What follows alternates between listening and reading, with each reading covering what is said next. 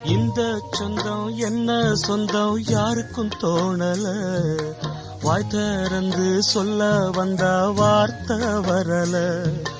வானவில்ல சின்ன புள்ள வளைக்க பாக்குது, ஆகாயத்தில் ஊஞ்சல் கட்ட ஆசைப்படுது.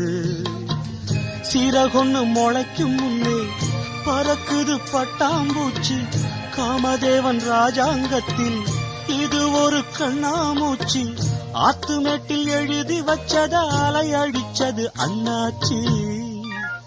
சம்சாரம் அது மின்சாரம், சம்சாரம் அது மின்சாரம்.